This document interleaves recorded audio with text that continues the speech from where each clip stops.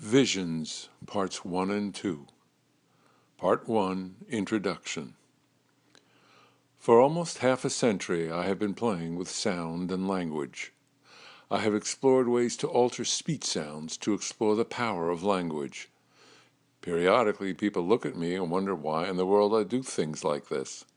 This series of musings is an attempt to explore the perceptions, visions underlying this approach to language. Again, I encounter the question, why? Why do I do this? Why am I writing these musings? Why should anyone care? 49 years ago, I stumbled across something that struck me as extraordinarily beautiful. Language is as alive as we are. It flows and changes and can change in many unexplored ways.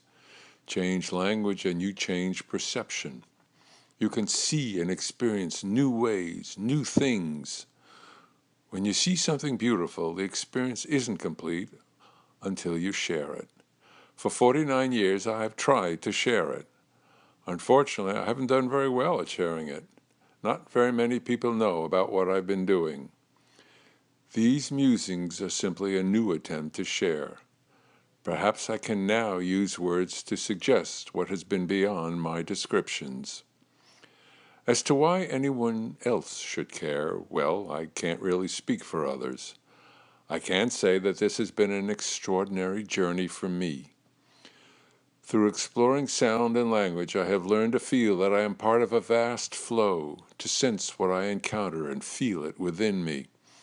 I have used language to become closer to my world, to sense myself resonating to what surrounds me. My sense of sound and silence has changed, and I feel that I just scratched the surface of what can be done with sound, language, and perception. If this appeals to you, come join me. If not, be well. Part 2, Particle and Circle. Consider a particle moving in a circle. If the particle moves very slowly, you see the particle and not the circle. If the particle moves faster, you see the particle and the circle. If the particle moves much faster, you see the circle and not the particle. If this is the case, what is to stop the particle from being the circle for something else? We tend to see things making movements, but what if everything is simply the pattern of some other movement? Everything is movement beyond our senses. We constantly turn events into things. We perceive a universe of separate things. This is great for objectivity, but imagine if we could extend our perceptions so that we could turn things back into movements. To know something is to perceive the pattern and the movements that generate the pattern.